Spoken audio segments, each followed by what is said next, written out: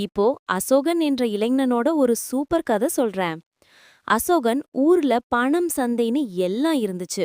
ஆனா அவனுக்கு மட்டும் மனசுல ஒரு அமைதியே இல்ல. வீட்டுக்கு வந்து ஒரு மண் பாத்திரத்தை வச்சுட்டு குழம்பி உட்கார்ந்திருப்பான். பக்கத்துல பாட்டி அமைதியா செடி வளைக்கிறத பார்த்து எனக்கு மட்டும் ஏன் இந்த சந்தோஷம் கிடைக்கலன்னு யோசிச்சான். குழப்பம் தாங்காம ஊர்ல உள்ள ஞானி சிவாவ பார்க்க போனான். பாத்திரத்தை காமிச்சு தாத்தா எல்லாம் இருந்தும் மனசு காலியா இருக்குன்னு சொன்னான். தாத்தா சிரிச்சுட்டே சந்தோஷம் வெளியில இல்ல, உன் பாத்திரத்துல தான் இருக்கு. இது தினமும் ஆத்துல போய் நல்ல தேய்ச்சு கழுவுன்னு ஒரு விசித்திரமான வேலைய கொடுத்தாரு. அசோகனுக்கு புரியல, ஆனா செஞ்சான். தினமும் காட்டுல ஓடுற ஆத்துக்கு போய் அந்த பாத்திரத்தை அக்கறையா தொடச்சான். ஆரம்பத்துல கஷ்டமா இருந்தாலும் தண்ணி ஓடுற சத்தமும் பறவைகளோட அமைதியும் அவனை மாத்த ஆரம்பிச்சுது. அவன் பாத்திரத்துல இருந்த அழுக்க தொடைக்க தொடைக்க மனசுல இருந்த சோகமும் பேராசையும் விலகி போச்சு. இப்போ அவனுக்கு சிரிப்பு வந்துச்சு.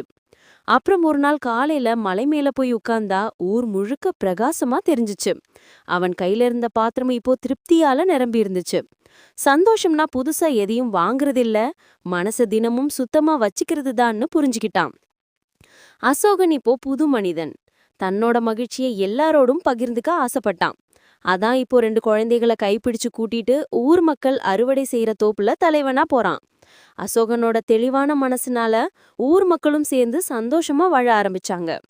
நீதி என்னன்னா, சந்தோஷம் என்பது எதையும் தேடி ஓடுவதல்ல, நம்ம மனச தினமும் சுத்தமாக வச்சுக்கிட்டாலே உண்மையான மகிழ்ச்சி கண்டிப்பா கிடைக்கும். இந்த மாதிரி நிறைய கதைகள் தெரிஞ்சுக்க நம்ம சேனலை சப்ஸ்கிரைப் பண்ண மறந்துடாதீங்க. லைக் பட்டனையும் கிளிக் பண்ணுங்க.